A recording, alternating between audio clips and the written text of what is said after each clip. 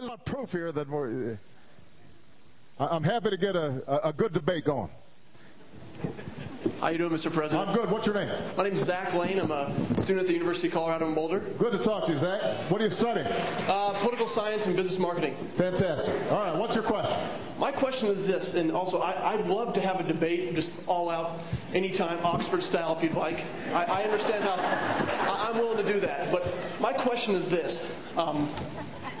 We all know the best way to reduce prices in this economy is to increase competition.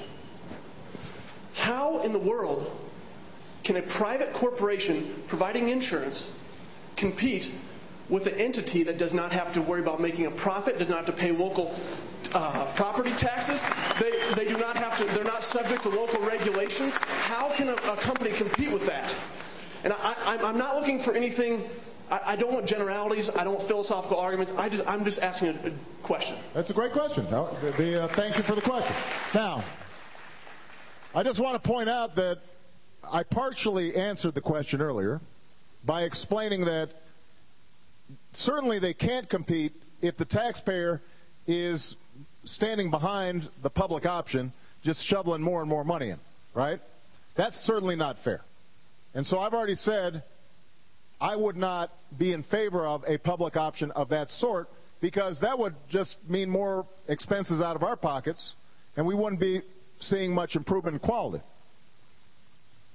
It is true that there are certain costs associated with a private business that a government would not have to worry about. You mentioned a couple of them. You know, it's not just, by the way, property taxes. It's also things like just the cost of capital.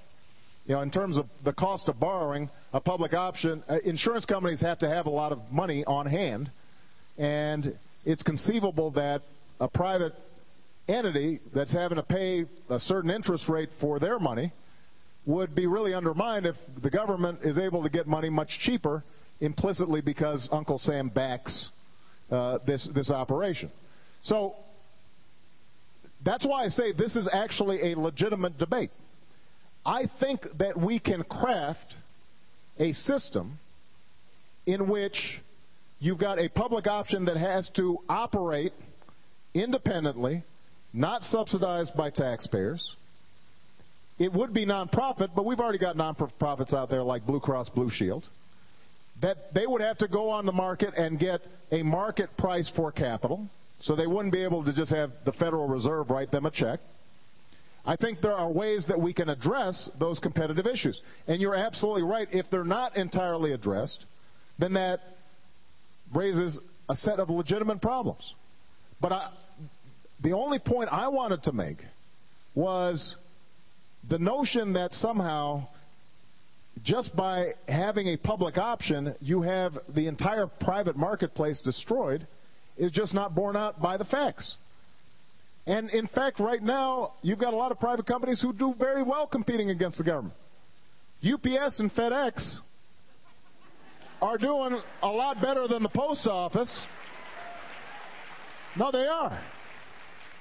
And so the larger point I want to make, and it's good to see a young person who's very engaged and confident challenging the president to an Oxford-style debate. I think this is good.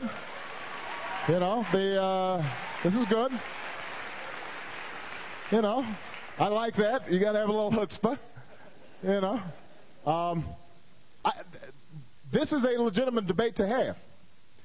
All I'm saying is, though, that the public option, whether we have it or we don't have it, is not the entirety of health care reform.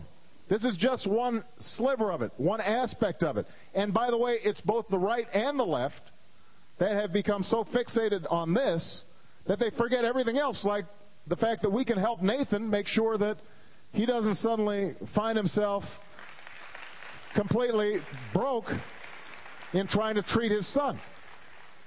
So we are working on a series of proposals to address the questions that you're raising. I believe that we can work them out, but those are specific questions as opposed to broad philosophical questions about whether government ever has a role to play or not. keep in mind, finally, and this is the last point that I'll make, that you have a bunch of countries that have systems in which government is involved, but you still have a thriving private insurance market. The Netherlands being a good example. Everybody's covered. Everybody has care. The government has regulations in there, but it does not somehow take over the entire private insurance market. So I just want people to understand, nobody is talking about a government takeover of health care. I want to repeat that one last time. All right, I've got one last